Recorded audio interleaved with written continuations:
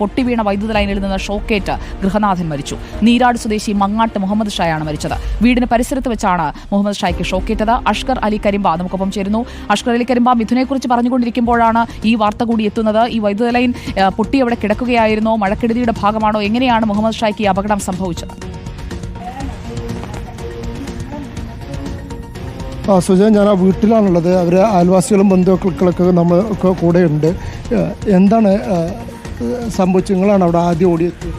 ഞാൻ ഓടിയെത്തിയത് അപ്പോൾ വീണ് കിടക്കുന്നത് കണ്ടപ്പോൾ ഞാൻ വേഗം എൻ്റെ മോനെ വിളിച്ച്. പിന്നെ വളാപ്പാൻ്റെ മറ്റൊരുത്ത മോൻ വന്ന് കണ്ട് ആ ലൈൻ ഇങ്ങനെ നാട് തട്ടി വെന്റീൻ്റെ അകത്ത്. പിന്നെ ഞങ്ങളെല്ലാവരും കൂടി എടുത്തിട്ടൊന്നും ഒരനക്കും അപ്പോഴേ ഇല്ലാതെ തുടങ്ങി. അതിൽ വേഗം പിന്നെ എല്ലാവരും വണ്ടി വന്നപ്പോൾ വണ്ടിക്ക് എടുത്തിട്ടുണ്ട് കൊണ്ടുപോയി. പിന്നെ ഓഫീസിൽ വിളിച്ച് പറഞ്ഞിരുന്നു? പറഞ്ഞു രാവിലെ തന്നെ വിളിച്ച് പറഞ്ഞാണ്. 3 പ്രാവശ്യം വിളിച്ച് പറഞ്ഞാണ്. 3 ഫോണിനായിട്ട്. എൻ്റെ മോനും വിളിച്ച്, അല്ല താഴത്തെ 2 ഫോണിനും വിളിച്ചു. അല്ല മോൻ്റെ ഫോണിനും ഉമ്മൻ്റെ ഫോണിനും വിളിച്ചു. ആരും വന്ന് നോക്കിയിട്ടുണ്ട്. ഒരു 12 മണിക്ക് വരുന്നതാണല്ലോ അവർ പറഞ്ഞത്.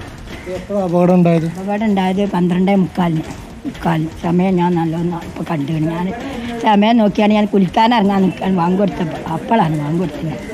വൈകുന്നേരമാണ് വൈദ്യുതി 9 മണിൻ്റെ ശേഷമാണ് കറണ്ട് പോയത്. അപ്പോൾ എന്താ സംഭവം അപ്പോഴൊന്നും ഞങ്ങൾ അറിയില്ലല്ലോ. നേരം വെളുത്താരെയാണ് ഇത് പൊട്ടി ഞങ്ങൾ കണ്ടത്. എല്ലാം കാണൂലല്ലോ, രാത്രിയല്ലേ.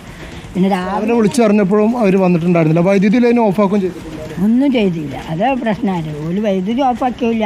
ഞങ്ങൾ 12 മണിക്ക് വരാമെന്ന് പറഞ്ഞെന്നല്ലാതെ പിന്നെ ഒരു ഇതുമില്ല. പിന്നെ 12:45 അത് സംഭവം. ആ 12 മണിക്ക് വന്നിങ്ങനെങ്കിൽ ഞങ്ങൾ രക്ഷപ്പെട്ടി. ഞങ്ങളെ കുട്ടീനെ ഞങ്ങൾക്ക് കിട്ടി. ആ ഒരു ഇത് വല്ലാത്തൊരു